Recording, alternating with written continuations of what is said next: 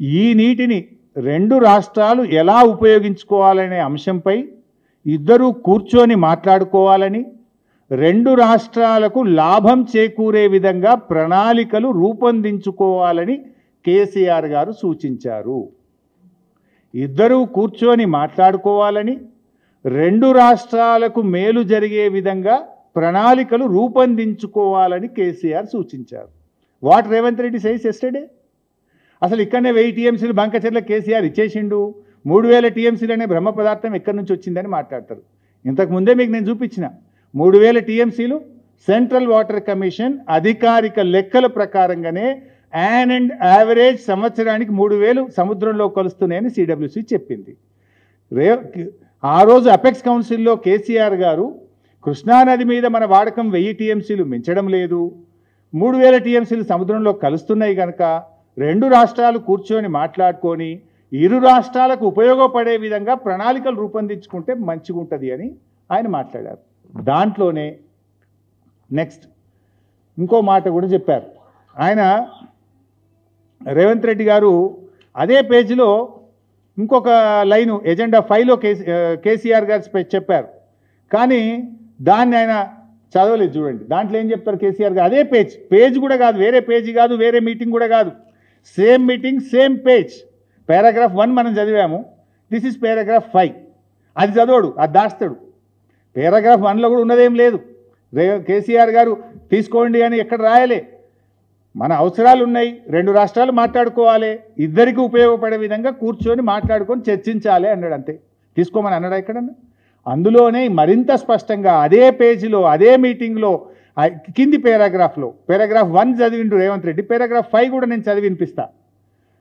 Raised objection over the expert committee constituted by Government of India to address the issue of diversion of water from Godavari to Krishna River between the two states without prior consultation of Telangana, and pointed out conflict of interest with respect to some members.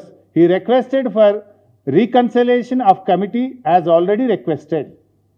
ఇందులో చాలా స్పష్టంగా గోదావరి కృష్ణా నదుల అనుసంధానం విషయంలో తెలంగాణను సంప్రదించకుండా ఎట్టి పరిస్థితుల్లో ముందుకు పోకూడదని, ఒకవేళ వెళ్తే తెలంగాణ అందుకు అంగీకరించదు అని స్పష్టంగా చెప్పారు.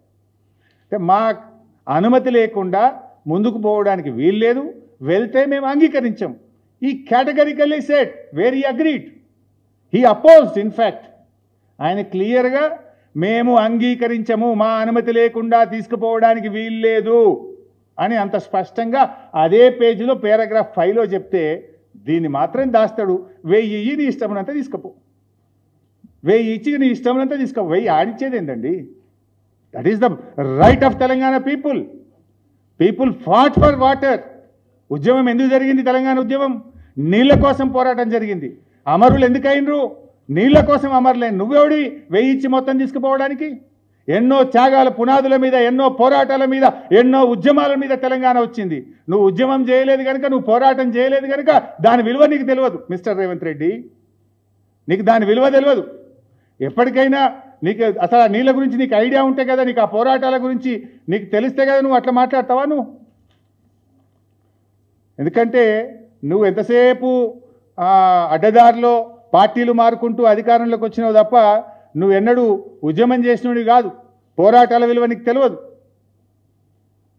సో ఈ రకంగా అపెక్స్ కౌన్సిల్ మీటింగ్లో కేసీఆర్ నెవర్ అగ్రీడ్ ఫర్ అసలు ఆ రోజు బనకచెర్ల చర్చే లేదు, బనకచెర్ల ప్రస్తావన అంతకంటే లేదు. This is number 1. నెక్స్ట్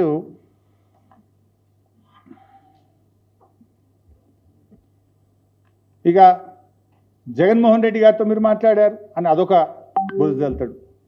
అసలు ఎక్కడన్నా ఎజెండా ఉంటే బయట పెట్టు. ఆ రోజు జగన్మోహన్ రెడ్డి గారితో మాట్లాడింది కూడా ఇదే విషయం. కేసీఆర్ గారు ఆ రోజు చెప్పింది ఏంది? అది ముందుకు పోలే, జగన్మోహన్ రెడ్డి అంగీకరించలే, మనం కూడా ఒప్పుకోలేదు. కేసీఆర్ గారు ఆ రోజు ఏం చెప్పిండ్రు? ఆ రోజు నీళ్లను నాగార్జున సాగర్ టేల్ పాండ్కి తేవాలి, టేల్ పాండ్ నుంచి నాగార్జున సాగర్కి తేవాలి, నాగార్జున సాగర్ నుంచి శ్రీశైలంకి తేవాలి, అంటే నదీ మార్గంగా నీళ్లు తేవాలి అని చెప్పింది కేసీఆర్ గారు. అట్లా తెస్తే ఏమవుతుంది? నాగార్జున సాగర్ కింద మన ఎడమకాలు ఆయకట్టు ఉంది, నాగార్జున సాగర్ మీద మన హైదరాబాద్ మంచినీళ్ళు ఉంది, శ్రీశైలం మీద మన పాలమూరు ఎత్తిపోతల పథకం ఉంది, మన కల్వకుర్తి ఉన్నది. సో వీటన్నిటికీ లాభం అవుతుంది, మన షేర్ మనం తీసుకోవాలనేటువంటి ఉద్దేశంతో ప్రతిపాదన పెట్టినాం. కానీ ఇవాళ వీలు పెట్టింది ఏంది? నది మార్గం కాదు, తెలంగాణకు టచ్ కాకుండానే అవతలకెళ్ళి బనకచెర్లకెళ్ళి లేపకపోదామని వాళ్ళు చూస్తుంది. దీన్ని ఆపాల్సిన బాధ్యత మనకు లేదా? ఆ రోజు కేసీఆర్ గారు in the interest of Telangana, మనకు ప్రతి 4 ఏళ్లకు 5 ఏళ్లకు ఒకసారి కృష్ణా డ్రై అవుతుంది, కృష్ణాలో నీళ్ళు వస్తలేవు, మంచినీళ్ళకు కూడా ఇబ్బంది అవుతుంది హైదరాబాద్కు. మనకు నాగార్జున సాగర్ ఎడమకాలు ఆయకట్టుకు క్రాప్ హాలిడే ప్రకటిస్తున్నాం, ఇస్తే ఒక పంటకు ఇస్తున్నాం.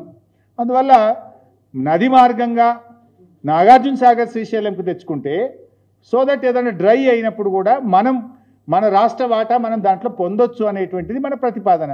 దానికి జగన్మోహన్ రెడ్డి అంగీకరించలేదు, ఒక్క అంగుళం ముందుకు పడలేదు.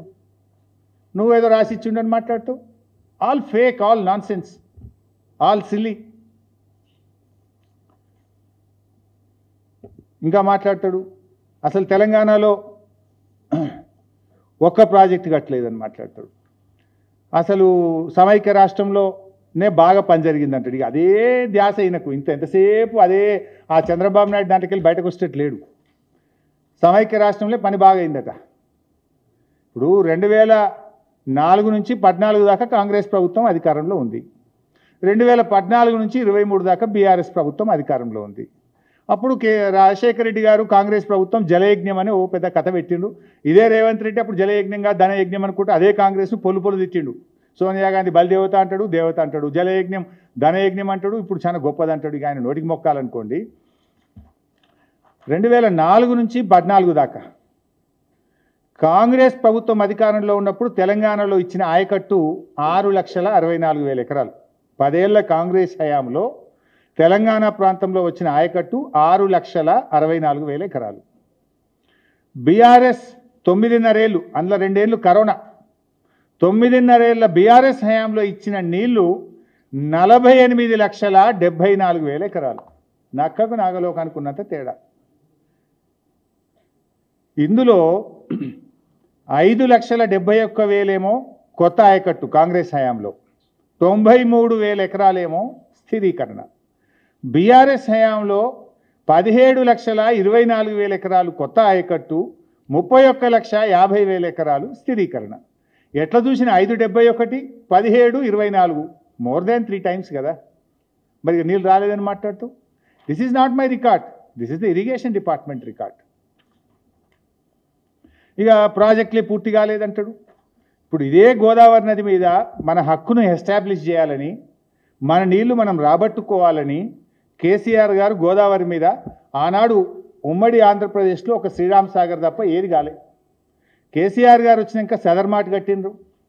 ఎల్లంపల్లి అసంపూర్తిగా ఉంటే దాన్ని పూర్తి చేసి నిర్వాసితులకు డబ్బులు ఇచ్చి ఎల్లంపల్లిని పూర్తి స్థాయిలో నీళ్లు నింపాం. సుందిళ్ళ కట్టాం, అన్నారం కట్టాం, మేడిగడ్డ కట్టాం, సమ్మక్క సాగర్ కట్టాం, సీతమ్మ సాగర్ కట్టాం. ఇవన్నీ ఒక గోదావరి నది మీద కట్టి మన గోదావరి నీళ్లలో మన రైట్ను ఎస్టాబ్లిష్ చేసే ప్రయత్నం చేసినాం. వీటన్నిటికీ హైడ్రాలజీ క్లియరెన్స్లు తెచ్చాం. 282 TMC దానికి మన కాళేశ్వరంకు తెచ్చినాం, సమ్మక్క సాగర్కు తెచ్చినాం, సీతమ్మ సాగర్కు తెచ్చాం. ఇవన్నీ కూడా హైడ్రాలజీ క్లియరెన్స్లు తెచ్చాం. ఇవే కాకుండా ఒక ప్రాజెక్ట్ కట్టలేదంటాడు. తుమ్మిళ్ళు ఎత్తిపోతలు పూర్తి కాలేదా? భక్త రామదాస్ ద్వారా నీళ్ళు అందించలేదా? మిడ్మానేరు కట్టలేదా? శ్రీరామ్ సాగర్ 2వ దశ కాలువలు పూర్తి చేయలేదా? కల్వకుర్తి, నెట్టంపాడు, భీమా, కోయిల్ సాగర్ పథకాలను పూర్తి చేసి 6.5 లక్షల ఎకరాలకు నీళ్ళు ఇవ్వలేదా? అదేవిధంగా ఎస్ఆర్ఎస్పి పునర్జీవన పథకం పూర్తి చేయలేదా? బాగారెడ్డి, సింగూరు కాలువలు పూర్తి చేయలేదా? కిన్నెరసాని కాలువలు పూర్తి చేయలేదా? గొల్లవాగు, మత్తడివాగు, పాలెంవాగు, ర్యాలీవాగు, గడ్డెన్న శుద్ధవాగు, చౌటపల్లి హనుమంతరెడ్డి ఎత్తిపోతల పథకం, గూడెం ఎత్తిపోతల పథకం, బేతుపల్లి వరద కాలువ, గట్టుపొడిచిన వాగు పూర్తి చేయలేదా?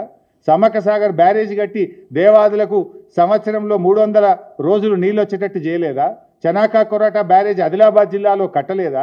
ఇవన్నీ నీకు కనబడపోతే ఏం చేయాలి రేవంత్ రెడ్డి? అసలు నేను అడుగుతున్నా, నువ్వు 19 నెలలైంది నీ గవర్నమెంట్ వచ్చి, 19 నెలల్లో ఒక ప్రాజెక్ట్ పూర్తి చేసినావా? ఒక్క చెరువు కట్టినావా? ఒక్క చెక్ డ్యామ్ కట్టినావా? ఒక్క ఎకరానికి నీళ్ళు ఇచ్చినావా మిస్టర్ రేవంత్ రెడ్డి? ఒక్క ఎకరం, 1 acre 18 నెలల్లో ఒక్క చెరువు దవ్వలే, ఒక ప్రాజెక్టు పూర్తి చేయలే, ఒక్క ఎకరానికి నీళ్ళు ఇవ్వాలి.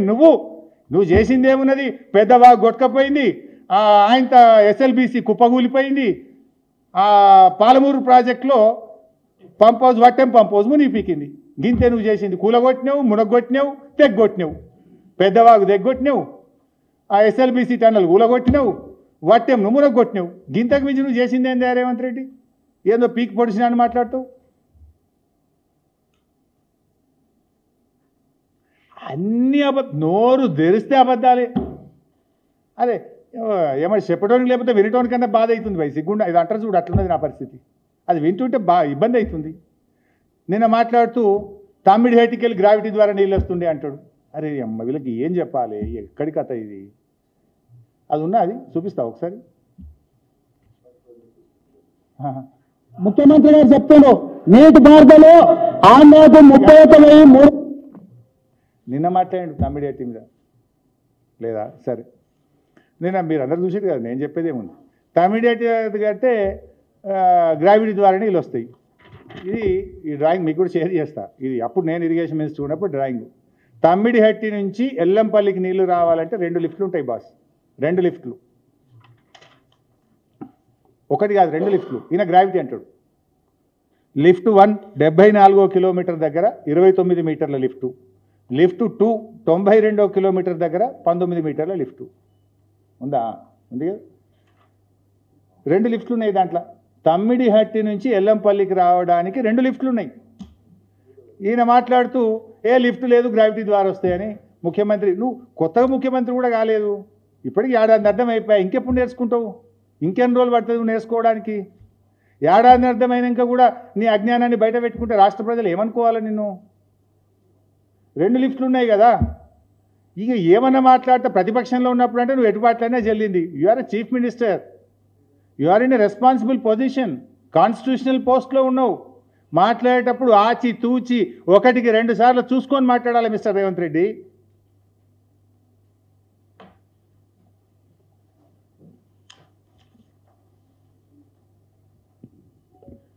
ఇక ప్రాణహిత గురించి ఇంకోటి మాట్లాడండి. సరే, ఇదేమో లిఫ్ట్ గ్రావిటీ అన్నాడు. ఇప్పుడేమంటాడు మళ్ళా? అరే ప్రాణహిత దగ్గర మేము ఇంత పని చేసినాము, అంత పని చేసినాము, అసలు ప్రాణహిత కడితే అయ్యేపోతుండే, ఎంత అల్కట్ పని అన్నాడు. అదే ప్రాణహిత గురించి ఇదే రేవంత్ రెడ్డి 2014 అసెంబ్లీలో ఏమన్నాడో చూద్దాం. అప్పుడు కూడా చంద్రబాబు కోసం అన్నాడు. ముఖ్యమంత్రి గారు చెప్తాడు, నీటి భారతలో ఆంధ్రాకు 31,360 కోట్లు ఖర్చు పెట్టినాం, రాయలసీమకు 25,855 కోట్లు ఖర్చు పెట్టినాం, తెలంగాణకు 44,150 కోట్లు ఖర్చు పెట్టినామని. అధ్యక్ష, 1960లో ఖర్చు పెట్టిన 1000 కోట్లకు ఇవాళ పెట్టిన 1000 కోట్లకు సమానమా అధ్యక్ష? ఆయనలో 1000 కోట్లు పెడితే నాగార్జున సాగర్ కట్టి ఉండొచ్చు అధ్యక్ష. ఈ రోజు 5,000 కోట్లు ప్రాణహిత చేయాలలో ఖర్చు పెడితే కనీసం డ్రాయింగ్స్ కూడా ఫైనల్ గా లేదు, తప్ప మట్టి తీసి పక్కన పోయలేదంటే తెలంగాణ ప్రాంతంలో ఖర్చు పెట్టిన 1000 కోట్ల రూపాయలు ఎవరి జేబుల్లోకి వెళ్ళినాయో ఒక్కసారి ఆలోచన చేయాల్సిన బాధ్యత లేదా అధ్యక్ష? ఇప్పుడు ఎవరి జేబులో పోయినాయో రేవంత్ రెడ్డి చెప్పాలి. మరి ఆనాడు కాంగ్రెస్ ప్రభుత్వమే కదా.